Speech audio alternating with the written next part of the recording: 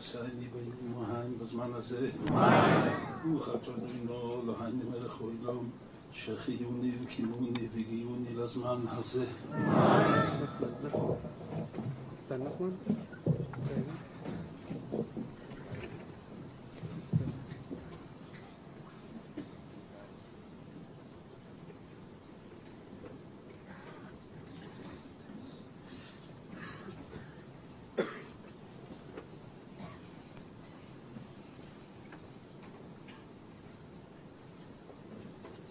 אני רוצה פתוח. אני לא נגעתי, אני השארתי פתוח, אתה היית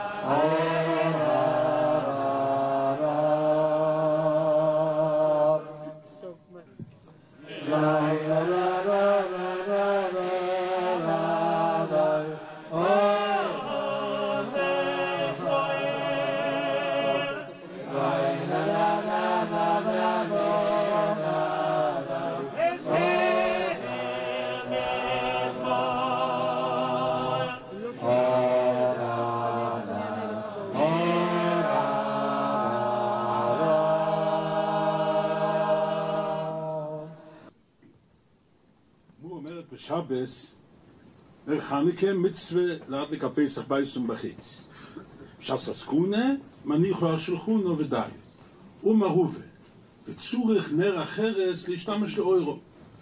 בחלקו הראשונים מה רובה מתכוון, מתי רובה מדבר? האם רק בשססקונה שהנר חנוכה על השולחן אז לא מזהים שהוא נר חנוכה אז צריכים לייחד נר אחרת להשתמש לאוירו, או כמו שגם פוסקים להלוכה אפילו אם אדם מדליק פסח בייסום בחיץ, אבל צורך נר החרס להשתמש לאוירו. זה בפשט, בהלוכה. אבל יכול להיות, יש בדברי רובה צורך נר החרס להשתמש לאוירו משמעות אחרת. לא רק הנר חנוכה. אדם צריך מחנוכה נר החרס להשתמש לאוירו, לקבל הערה אחרת, הסתכלות אחרת, מבט שונה על העולם הזה, לא המבט שהוא רגיל ביום יום. הוא צריך להבין בעצם שהעולם הזה זה רק תחנה, זה רק מקום שעוברים בו, יש יותר גבוה מזה. החנוכה צריך להשפיע עליו נר אחרת, שלא יהיה הנר הרגיל, היומיומי, ההתנהגות היומיומית שלו. נר החרס להשתמש לאוירו. הגמור אומרת שנר חנוכה זה עד דקליה מחירגלה קליה דתלמודוה. כתוב בגמור בשבס, אחר כך פרק מדליקים, כמה דפים אחר כך, תלמודו היה עיניים טריטויס. מה זה טריטויס? אומר רש"י רקויס, כמו עין עלי רקויס, העיניים היו רכות. התולדס יעקב יוסף בפרשת בוי מסביר מה קורה שיש עיניים רקויס? יש קוצר ראייה. עיניים שלא יכולות לראות למרחק. הוא מסביר שהגמור מתכוונת לא קוצר ראייה גשמי, לתלמודים היה קוצר ראייה רוחני.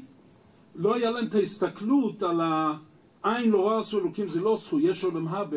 הם ראו את הפה, את העולם הזה, את התא ואילו העיניים, זה מה שהם ראו, זה היה הראייה שלהם. כמה מדויקים לפי זה דברי רש"י. קרלי רגל תלמודו, רש"י אומר, מה זה רגל תלמודו? נהיה חושך, צריכים לעלות אור. קונים עצים מהתלמודו לעלות אור. אבל האור של התלמודו זה אור אחר. העיניים שלהם הם קצרות רוי. הם יכולים לראות את העולם הזה. לראות אולי טכנולוגיה, לראות עם מיקרוסקופ, לראות עם טלסקופ, לראות רחוק, אבל לראות את העולם הזה. אין להם את הראייה האמיתית הרחוקה. כי קרלי רגל תלמודו שהראייה הזאת היא כבר לא תהיה רלוונטית, שאדם מבין שיש סוג ראייה אחרת, שזה עם כל האמצעים, עם כל הדרכים, לא רואים, זה נר חניקה, זה האור של חניקה.